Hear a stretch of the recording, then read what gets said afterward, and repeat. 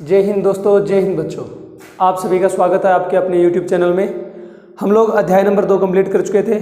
मानव भूगोल के मूल सिद्धांत आपकी पुस्तक जियोग्राफी की जो थी, जिसका अध्याय नंबर 2 चैप्टर नंबर 2 जो था विश्व जनसंख्या घनत्व वितरण और वृद्धि, वो हमारा कंप्लीट हो चुका है। हमने उस चैप्टर पर हमने 5 वीडियो जो अपलोड कर चुका हूँ मैं। तो अगर आपने वो वीडियो नहीं देखा या वो चैप्टर कंप्लीट नहीं किया तो वीडियो जो है इस वीडियो के डिस्क्रिप्शन में उसकी लिंक मिल जाएगी और वहाँ से आप उसको देख सकते हैं। तो आज अपने एक नए चैप्टर की शुरुआत करने जा रहे हैं। हमारा चैप्टर जो है आज का चैप्टर रहने वाला है मानव विकास नाम से, और चैप्टर नंबर जो है 3 वही अपनी पुस्तक है, उसी पुस्तक का अध्याय नंबर 3 मानव विकास नाम से है, जिसके अंदर हम इस वीडियो सेशन में ये समझने का प्रयत्न करेंगे कि मानव विकास कहाँ किसे गया, या वृद्धि क्या है, या विकास क्या है, सीधा वृद्धि क्या है, सीधा विकास क्या है, या मानव विकास नाम का जो शब्द आया उसे क्यों लाने की जरूरत पड़ी, भूगोलवेताओं ने मानव विकास के शब्द का क्यों इस्तेमाल किया। इन सब के बारे में आज अपने इस वीडियो सेशन के अंदर बात करने वाले हैं। तो चलिए इसी उमंग के साथ वीडियो को शुरू करते हैं। हमारा अध्याय है मानव विकास। तो इसके अंदर अपने समझने का प्रयत्न, देखो सबसे पहले समझने का प्रयत्न करते हैं कि हमने 2 चीज़ें लिख रखी है, एक तो वृद्धि और एक क्या है, विकास। पहले इनको समझने का प्रयास करेंगे, उसके बाद में हम समझेंगे कि ये मानव विकास क्या है। तो पहले अगर ये 2 चीज़ें आपको अच्छे से समझ में आ जाएगी तो उसके बाद में हमारा बचेगा मानव विकास को समझने वाला। समझने का प्रयत्न करते हैं। आपको सबसे पहले एक एग्जाम्पल देता हूँ मैं, लिखा हुआ जो जितना कुछ लिख रखा है बोर्ड पर उसकी तरफ बाद में ध्यान देंगे। सबसे पहले एक छोटा सा एग्जाम्पल लेते हैं। मैंने यहाँ पर एक बच्चे का चित्र बना रखा है। ये हमारा एक बच्चा है, इसकी चित्र बना रखा है। देखो एक कार्य किया जाता है, एक होती है टीचिंग और एक होती है लर्निंग। टीचिंग का मतलब होता है पढ़ना और लर्निंग का मतलब होता है सीखना। तो इस एग्जाम्पल से आप समझने का प्रयत्न कीजिए। जितना आप इस एग्जाम्पल को बेटर तरीके से समझ पाओगे उतना ही ज़्यादा आप वृद्धि और विकास में अंतर स्पष्ट कर पाओगे इस एक छोटे से एग्जाम्पल से। तो आपको इस पहले एग्जाम्पल को समझाने का प्रयत्न करता हूँ मैं कि ये बच्चा है, इसे स्कूल के अंदर बोला गया भाई, ये बच्चा बोला गया भाई ठीक है, बच्चे को बोला गया टीचर के द्वारा, या बच्चे ने बोला टीचर को कि सर हमें सिलेबस पूरा करवाया जाए। और टीचर ने शुरू किया सिलेबस पूरा करवाना। भाई तू खड़ा हो जा बेटा, पढ़ दे। पहला लेसन पूरा हो गया, दूसरा लेसन पूरा हो गया, तीसरा लेसन पूरा हो गया। यानी कि एक टीचर ने जो है इस बच्चे को 4 लेसन कंप्लीट करवा दिए, 4 चैप्टर जो है पूरे करवा दिए। मान लेते हैं इसी बुक की बात कर रहे हैं हम लोग, तीसरे चैप्टर पर है। मान लेते हैं एक टीचर ने 4 चैप्टर पूरे करवा दिए 5-10 दिनों में। अब क्या है कि इस बच्चे ने ये 4 चैप्टर पढ़े हैं, ये 4 लेसन पढ़ लिए इसने। तो ये तो क्या हुआ, इसकी टीचिंग हुई। अब और दूसरी बात क्या है, ये तो क्या हुआ, इसके जीवन में परिवर्तन आया कि इसने क्या किया, अपने जीवन के अंदर ये इस पुस्तक के 4 लेसन पढ़ लिए। यानी कि इसने एक वृद्धि कर ली कि इसको अब से पहले जो है इसकी पाठ्य पुस्तक में से या इसके सिलेबस में से ये 4 लेसन जो है पढ़े नहीं गए थे। तो इस बच्चे ने ये 4 लेसन पढ़ करके अपने जीवन में वृद्धि कर ली, अपने सिलेबस में वृद्धि कर ली। भी इसने ये वृद्धि कर ली कि इसकी सिलेबस से 4 चैप्टर जो है कम हो गए और इसने 4 चैप्टर जो है पढ़ लिए। तो समझे होगे कि आप टीचिंग का मतलब क्या होता है, ओनली पढ़ना, और लर्निंग का मतलब क्या होता है, पढ़ने के साथ साथ में उसको सीखना। दोबारा से समझने का प्रयत्न करना। इस बच्चे ने क्या किया, इन 4 चैप्टर को पढ़ लिया। अब उस 4 चैप्टर में से इस बच्चे ने कितने चैप्टर को समझा है, अपने जीवन में कितने चैप्टर की बातों को वो लागू कर रहा है, या कितने चैप्टर के जो अंदर हमें इंपॉर्टेंट बातें बताई गई थी, या जो अवधारणाएं बताई गई थी, या फिर जो घटक बताए गए थे, कारक बताए गए थे, जो कुछ भी है मानव जीवन के लिए उपयोगी जो कुछ भी सिलेबस में था, उस बच्चे ने इन 4 चैप्टर में से कितना अध्ययन किया या कितने को सीखा, वो कितना जो मैटर है उसने अपने जीवन के अंदर सीख करके अपने जीवन के अंदर अपनाना शुरू किया। वो था उसका सीखना, वो थी उसकी लर्निंग। समझे होगे टीचिंग क्या होता है, ओनली कोई चीज़ को पढ़ना। पढ़ने से क्या होगा, ग्रोथ तो हो जाएगी भी, उसका सिलेबस कम हो जाएगा, यानी कि उसके सिलेबस में उसने वृद्धि कर ली भी, अपने सिलेबस को उसने फटाफट पढ़ लिया। ये तो उसने वृद्धि तो कर ली, ग्रोथ तो कर ली, लेकिन उसने लर्न क्या किया, उसने सीखा क्या। दोबारा से समझना, इन 4 चैप्टर में से टीचर के द्वारा 4 चैप्टर पढ़ा दिए गए बच्चे को, बच्चा भी घर से होमवर्क पूरा कर ले आया, कॉपी जांच होगी, या उसको बोला गया भी कल तेरा टेस्ट होगा तो याद करके आना, वो रट्टा मार के याद करके आ गया, 100 में से 100 नंबर भी आ गए, 10 में से 10 नंबर भी आ गए स्कूल टेस्ट के दौरान या अर्धवार्षिक वार्षिक परीक्षा के दौरान। ये तो उसकी क्या रही, वृद्धि सारा कुछ। लेकिन इस बच्चे ने इन 4 चैप्टर में से कितने चैप्टर की बात, एक चैप्टर की बात या आधे चैप्टर की बात या 2 चैप्टर की बात, कितनी चैप्टर की बातों को वो अपने जीवन में सीखा है, उसने गुना है। तो उन जो चीज़ों को उसने सीखा है और अपने जीवन में धारण किया है उसे बोलते हैं लर्न करना, उसे बोलते हैं सीखना, जितना वो जीवन में धारण करता है। तो अब इस वृद्धि पर और विकास पर भी बात करेंगे। ये थोड़ा सा एग्जाम्पल आपको समझ में आया होगा, ये टीचिंग है और ये लर्निंग है। मैंने 2 एग्जाम्पल लिए थे, एक टीचिंग का और एक लर्निंग का। यानी कि किसी को कुछ भी पढ़ लेना या पढ़ा दिया जाना, वो तो क्या है, उसकी ओनली टीचिंग मानी जाएगी, यानी वो उसकी क्या मानी जाएगी, उसकी वृद्धि मानी जाएगी। वो उसकी क्या मानी जाएगी, वृद्धि। यानी कि उसके जीवन के अंदर कुछ परिवर्तन हो गया, वृद्धि हो गई, तो वो उसकी वृद्धि हो गई कि उसने कुछ, उसके जीवन में कुछ बढ़ोतरी होगी, उसके जीवन में कुछ 4 चैप्टर की बढ़ोतरी होगी। ये तो वृद्धि के अंदर गिना जाएगा। और ये जो उसने लर्न किया है, ये जो उसने लर्न किया है, ये किस में गिना जाएगा, उसके विकास में गिना जाएगा और ये उसकी वृद्धि में गिना जाएगा। उसने जितना लर्न किया है, उसने जितना उस चीज़ को समझा है, अपने जीवन में अपनाया है, वो उसके लर्न में गिना जाएगा, न कि उसके टीचिंग में गिना जाएगा, उसके पढ़ने में गिना जाएगा। अब आते हैं वापस से इस वृद्धि और विकास नाम के जो 2 मैंने यहाँ पर कंसेप्ट लिख रखे, इनको समझने का प्रयत्न करते हैं और साथ में पता करते हैं कि इन दोनों में अंतर है क्या, इनके बीच में अंतर क्या है, उसके बारे में भी समझने का प्रयत्न करते हैं। देखना, ध्यान देना क्या है वृद्धि और विकास। नाम से पता चल रहा है वृद्धि। वृद्धि का मतलब क्या होता है, कोई चीज़ के अंदर बढ़ोतरी होना, कोई चीज़ के अंदर बढ़ोतरी होना। तो जैसे देखना, एक छोटा सा एग्जांपल और लेता हूँ। मान लेते हैं यही बच्चा है, इस बच्चे की हाइट जो है पहले जो थी 5 फीट थी, इस बच्चे की हाइट जो पहले थी 5 फीट, अब इसकी हाइट बढ़ करके 5 फीट 5 इंच हो गई। इसका मतलब इसके जीवन में क्या हुई, वृद्धि हुई, इसकी हाइट में क्या हुई, वृद्धि हुई। मान लेते हैं पहले इसका वजन जो था, हाइट में वृद्धि हुई। मान लेते हैं पहले इसका वजन जो था वो 50 किलो था, अब इसका वजन जो है वो 55 kg हो गया, 55 किलो का हो गया ये। तो ये भी इसके जीवन में क्या हुआ, वृद्धि हुई। ये भी इस बच्चे के जीवन में क्या हुई, वृद्धि हुई। पहले इसकी जो मोटाई थी, पहले ये शायद हो सकता है दुबला पतला हो, लेकिन अब इसके जीवन में जो मोटाई की बात करें तो वो मोटाई भी बढ़ गई, तो ये भी उसके जीवन में क्या हुई, वृद्धि हुई। तो आप समझ रहे होंगे वृद्धि क्या है, कि कोई भी चीज़ के अंदर बढ़ोतरी होना वृद्धि मानी जाएगी। लेकिन वृद्धि को हम 2 चीज़ों से ध्यान रखेंगे, वृद्धि हमारी धनात्मक भी होती है और वृद्धि हमारी ऋणात्मक भी होती है। मैंने आपको पिछले अध्याय में जनसंख्या वृद्धि नाम से कुछ समझाया था, वहाँ पर वृद्धि की बारे में प्रयत्न किया था, वृद्धि के बारे में समझाया था और अच्छे से कोशिश की थी कि आपको समझ में भी आ जाए कि वृद्धि होती क्या है। अब देखिए, इसकी हाइट में 5 फीट की, 5 फीट से 5.5 फीट हो गया, 5 फीट 5 इंच हो गया, ये क्या होगी उसकी वृद्धि। वजन जो था 50 kg से 55 kg हो गया, ये क्या होगी उसकी वृद्धि।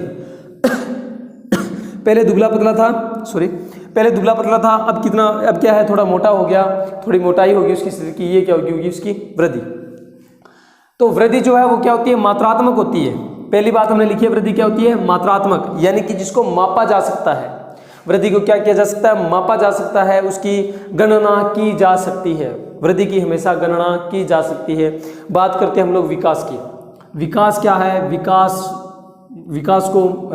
मात्रात्मक नहीं होता है, विकास गुणात्मक होता है।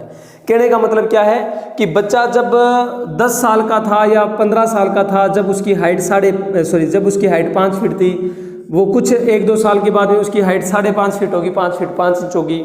उसका वजन 50 से 55 kg हो गया, उसके शरीर जो दुबले से वो थोड़ा मोटा हो गया, ये तो उसकी वृद्धि थी। लेकिन इस जो वृद्धि हो रही है उस दौरान क्या उसके जीवन में कोई परिवर्तन आया भाई, सब कुछ परिवर्तन ही दिख रहा है। हाइट में बढ़ी, शरीर मोटा हो गया, वजन बढ़ गया, ये तो परिवर्तन था। लेकिन इतना ही परिवर्तन नहीं, क्या उसके जीवन में क्या व्यवहारिक परिवर्तन आया, क्या उसके गुणों में परिवर्तन आया, क्या वो जो उसके जीवन में जो गुणों में परिवर्तन हो रहा है उसे क्या कहा जाता है, उसे विकास कहा जाता है।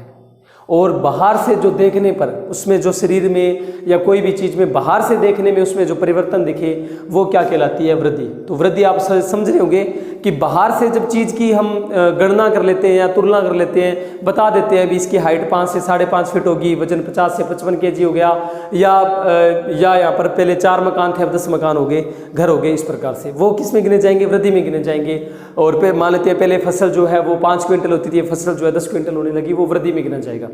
लेकिन विकास में क्या गिना जाएगा कि क्या उसके जीवन के अंदर उसके गुणों में कोई परिवर्तन आया, क्या उसके गुणों में बढ़ोतरी हुई, क्या जो उसके गुणों में परिवर्तन आएगा उसे क्या कहा जाएगा, उसे विकास कहा जाएगा। यानी कि वृद्धि क्या होती है मात्रात्मक और विकास क्या होता है गुणात्मक, यानी कि गुणों में परिवर्तन होना कि उस बच्चे के क्या बच्चा वो पहले कमज़ोर था, क्या उसके बच्चा जो है समझदार हुआ, क्या देखो कई बार यूँ होता है कि बच्चा जो है एज तो बढ़ती रहती है बच्चे की, जैसे 10 साल का है, 5 साल का है, 5 साल से 10 साल का हो गया, अब एज बढ़ रही है तो परिवर्तन तो हो रहा है भाई, लेकिन वो परिवर्तन किसका हो रहा है, वृद्धि का। एज बढ़ रही है, एज के साथ साथ में उसकी हाइट भी बढ़ेगी, उसके शरीर का वजन भी बढ़ेगा, उसकी चौड़ाई जो है सॉरी मोटाई या जो पतलापन है वो भी कम ज़्यादा होगा, तो ये वृद्धि तो हो रही है।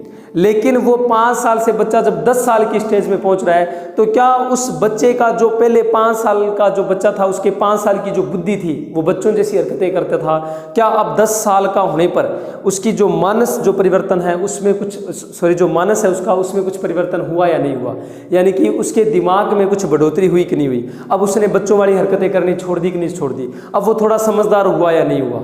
तो ये जो उसके गुणों में जो परिवर्तन हो रहा है उसे क्या कहा जाता है विकास, और जो उसके शरीर में या बाहर से देखने पर जो परिवर्तन हो रहा है वो क्या कहलाती है अपनी वृद्धि। यानी कि पहला वृद्धि और विकास में पहला अंतर हम क्या बताएंगे कि वृद्धि हमेशा कैसी होती है मात्रात्मक होती है और विकास हमेशा कैसा होता है गुणात्मक होता है। अब शायद समझ में आई होगी कि वृद्धि मात्रात्मक होती है और विकास कैसा होता है गुणात्मक होता है। दूसरी चीज मैंने आपको बताया था वृद्धि क्या होती है धनात्मक भी हो सकती है और ऋणात्मक भी हो सकती है। मान लेते हैं पहले बच्चा जो था वो 60 किलो वजन के साथ में था, 60 केजी उसका वजन था, हो सकता है कोई कुपोषण का शिकार हो गया हो, बीमारी का शिकार हो गया, अब उसका वजन जो है 60 केजी से घट करके 50 केजी या 45 केजी आ गया। ठीक है, मान लेते हैं पहले बच्चा हष्ट पुष्ट था, ऐसे देखने में तगड़ा था, लेकिन अब वो क्या है थोड़ा दुबला पतला हो गया। तो क्या है वृद्धि प्लस भी हो सकती है यानी धनात्मक भी हो सकती है और ऋणात्मक भी हो सकती है, यानी कि वृद्धि को दोनों में मापा जाता है, प्लस में भी मापा जाएगा और माइनस में भी मापा जाएगा। अगर उसके शरीर के अंदर कोई प्लस पॉइंट आ रहा है तो उसको धनात्मक बोलेंगे, शरीर के अंदर वस्तु की अगर बात करें तो वस्तु के अंदर कोई प्लस पॉइंट आ रहा है तो उसको उस वस्तु की धनात्मक वृद्धि बोलेंगे, अगर उस वस्तु में माइनस पॉइंट आ रहा है तो उसे उस वस्तु क्या ऋणात्मक बोलेंगे, ऋणात्मक वृद्धि बोलेंगे। लेकिन विकास क्या होता है, विकास हमेशा ही धनात्मक होता है, विकास कभी भी ऋणात्मक नहीं होता है। क्यों? क्योंकि बच्चा देखो पहले से जो सीखा है उसे कभी भूलता नहीं है। पहले से जो सीखा है, हमने चलना सीखा, हमने उठना सीखा, हमने बैठना सीखा, हमने दौड़ना सीखा, हमने खाना सीखा, हम अपने जीवन में पुस्तक पढ़ना सीखे, हम लोगों ने कुछ इंग्लिश की मीनिंग्स याद किए, हम लोगों ने कुछ मेथड सीखा, या कोई भी चीज़ है, हमने बोलना चालना सीखा, हमने भाषा सीखी। क्या हमारी इन सभी प्रक्रियाओं में, क्या हमारे इन सभी गुणों में, क्या ये गुण कभी कम होंगे? क्या नहीं भाई, इन गुणों में बढ़ोतरी होगी, ये गुण कभी कम नहीं होंगे कि भाई हम 5 साल के थे तब खाना खाना सीख गए थे, खाना खा लेते थे, और अब जब 10 साल के हुए तो खाना खाना भूल गए हम लोग। अभी हमें खाना खाने नहीं आता, हमें पता ही नहीं होता कि भाई खाना खाया कैसे जाता है। ऐसे तो नहीं है, हम जब 5 साल के थे हम धीरे धीरे चलना सीख गए थे, और जब 10 साल के हुए तो बाद में जाकर हम चलना भूल गए, हम वापस से चारपाई पर लेटे रहने लगे छोटे बच्चों की तरह, जो 2-3 महीने का बच्चा होता है। कभी ऐसा हुआ है? कभी ऐसा देखा है? नहीं ना। तो विकास क्या होता है, हमेशा ही प्लस पॉइंट में चलेगा, माइनस पॉइंट में नहीं चलेगा। मतलब विकास हमेशा ही धनात्मक होता है, विकास कभी भी ऋणात्मक नहीं होता।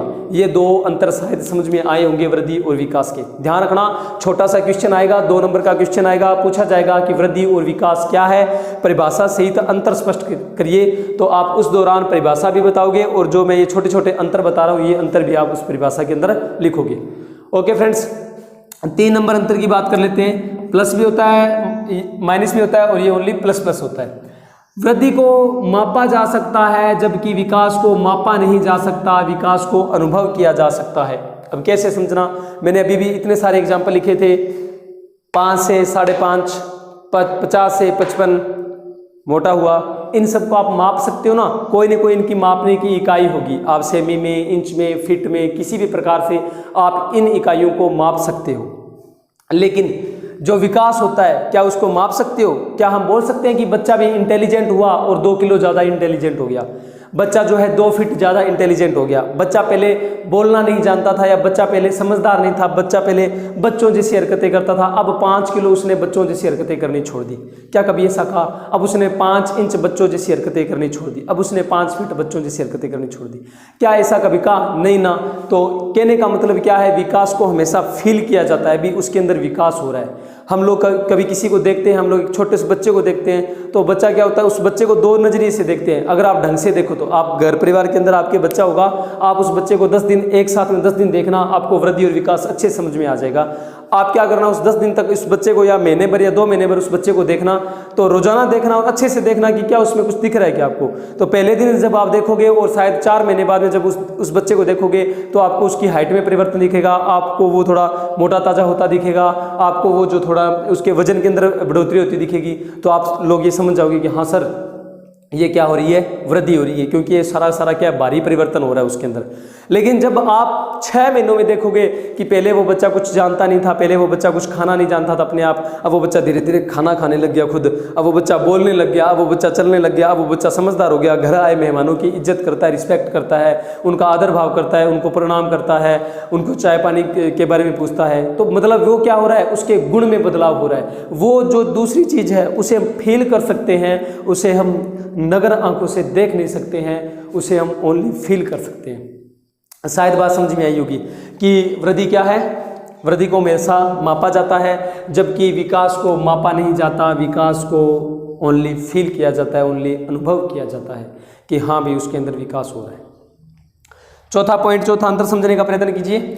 वृद्धि क्या होती है, सीमित होती है, जबकि विकास क्या होता है, व्यापक होता है। मतलब क्या होता है, वृद्धि एक सीमा पर आकर रुक जाती है कि एक बच्चा जो है उसकी, अगर वापस ये एग्जांपल लूँ मैं, एक बच्चा जो है उसकी हाइट में बढ़ोतरी हो रही है तो बढ़ेगा जरूर, लेकिन एक कोई टाइम पीरियड आएगा उसके बाद में ये इसकी हाइट बढ़ना बंद हो जाएगी, उसका वजन बढ़ना बंद हो जाएगा, या उसकी बात करें उसका शरीर जो है वो मोटा ताजा होना बंद हो जाएगा। तो एक टाइम पीरियड आएगा। मतलब क्या है, वृद्धि एक सीमित टाइम तक होती है, लेकिन विकास जो है वो ताउम्र भर चलता रहता है।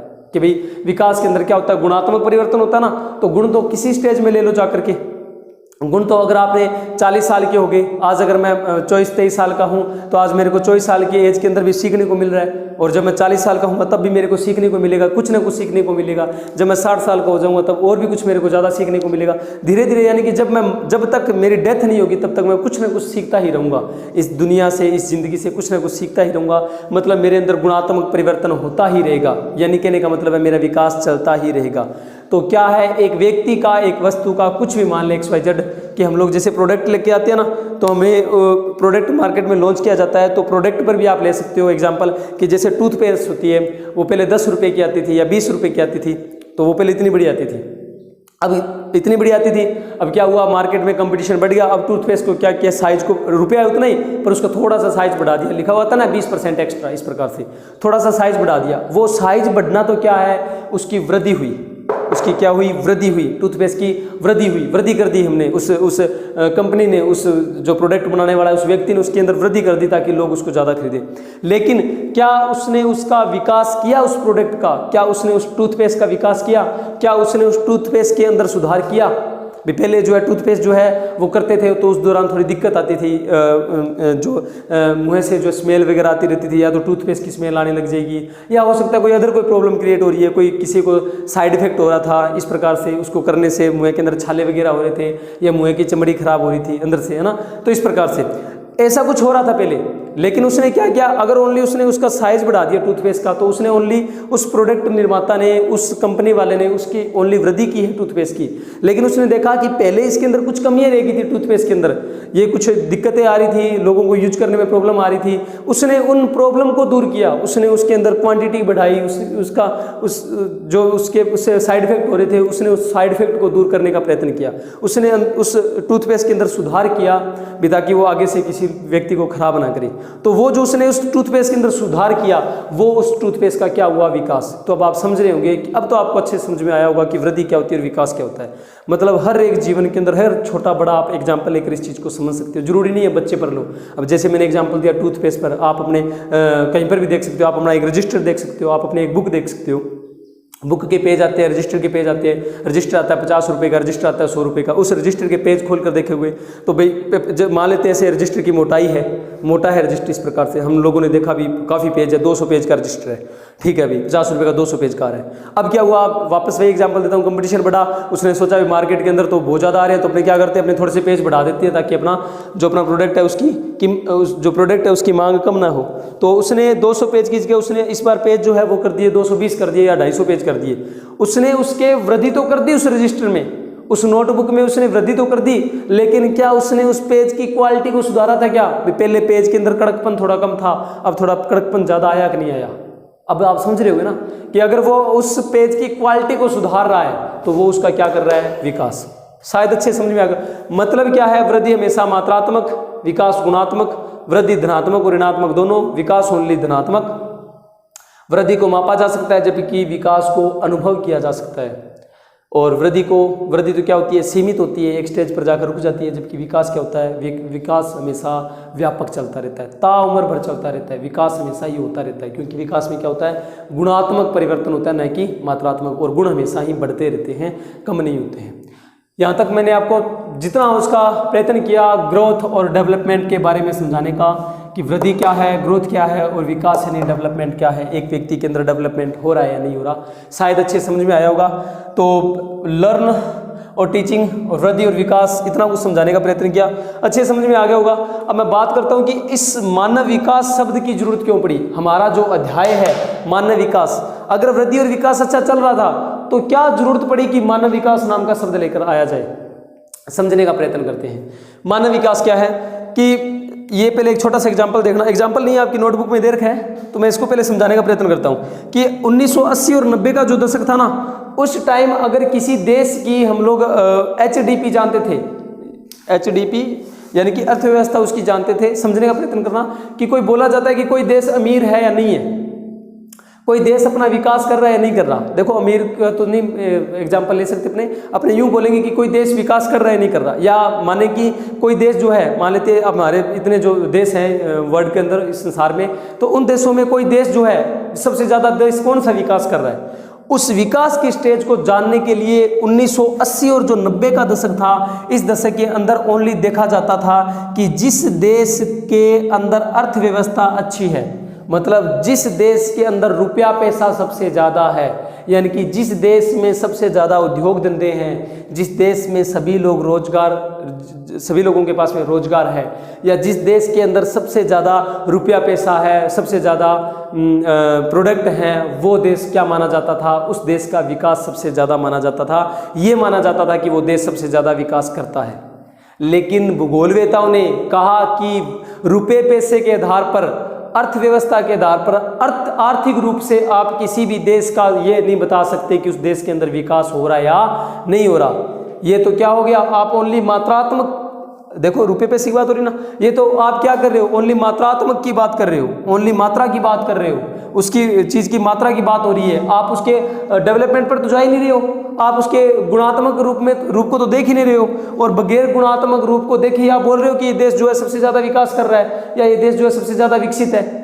ऐसे नहीं बोलना भाई। भूगोलवेताओं का कहने का मतलब क्या हुआ कि हमें अगर किसी देश के बारे में बताना है कि कोई देश जो है, कोई कंट्री, कोई राज्य, कोई तहसील, कोई जिला, कोई गांव, कोई शहर, कोई कस्बा अगर सबसे ज़्यादा विकास कर रहा है तो आप ओनली उसकी अर्थव्यवस्था के आधार पर नहीं बता सकते कि वहाँ पर सबसे ज़्यादा रोजगार है या वहाँ पर सबसे ज़्यादा रुपया पैसा है, वहाँ पर सबसे ज़्यादा अमीर लोग रहते हैं तो वो देश सबसे ज़्यादा विकास कर रहा है। ये बात गलत बताई थी भूगोलवेताओं ने, 1980-90 के दशक की ये बात है। तब जाकर के उन्होंने कहा कि ओनली एक मात्रा के आधार पर किसी देश के अंदर किसी देश के विकास की बात नहीं की जा सकती। ये नहीं बोला जा सकता कि वो देश सबसे ज़्यादा विकसित है।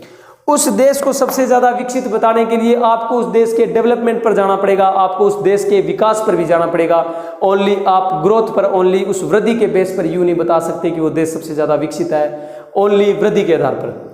मतलब वृद्धि तो देखनी है उस देश की, उसके साथ साथ में उस देश का क्या देखना है, आपको विकास भी देखना है कि वहाँ वो देश विकास कर रहा है या नहीं कर रहा। जब ये दोनों चीज़ें आप देखोगे तो उन दोनों चीज़ों को देख करके आप जो है ये बता सकते हो कि वो देश सबसे ज़्यादा विकसित है या वो देश सबसे ज़्यादा पिछड़ा हुआ है। अब बात समझ में आई होगी मैं क्या समझाने का प्रयत्न कर रहा हूँ कि 1990-80 का दशक जो था वो अर्थव्यवस्था पर टिका हुआ था, एचडीपी पर टिका हुआ था, एचडीपी पर टिका हुआ था कि अगर किसी देश की अर्थव्यवस्था सबसे ज़्यादा अच्छी है तो वो देश सबसे ज़्यादा विकसित माना जाता था। इस कंसेप्ट को सुधारने के लिए, इस प्रॉब्लम को सुधारने के लिए भूगोलवेताओं ने इस मानव विकास नाम के शब्द का यूज किया। अब आपको समझ में आया होगा कि उस देश को जब विकसित बोला जाएगा जब उस देश का मानव जो है क्या करेगा, विकास करेगा। जब उस देश का मानव क्या करेगा, विकास। अगर उस देश का मानव विकास कर रहा है तो उस देश को आप लोग विकसित देश बोल सकते हो, विकसित कंट्री बोल सकते हो, वरना नहीं बोल सकते। यानी कि समझ में आया होगा इस मानव विकास शब्द की जरूरत भूगोलवेताओं को क्यों पड़ी, हमारे अध्याय का नाम मानव विकास रखने की जरूरत क्यों पड़ी। समझ में आ रहा होगा। पढ़ते हैं और एक बार दोबारा समझने का प्रयत्न करते हैं कि मानव विकास का अर्थ क्या है। मानव विकास में क्या देखा गया कि मानव के संपूर्ण विकास से है। मानव विकास के अंदर अर्थ क्या है कि मानव के संपूर्ण विकास से है। ऐसे नहीं कि मानव का शरीर बढ़ रहा है, उसकी हाइट बढ़ रही है, उसका वजन बढ़ रहा है, ऐसे नहीं।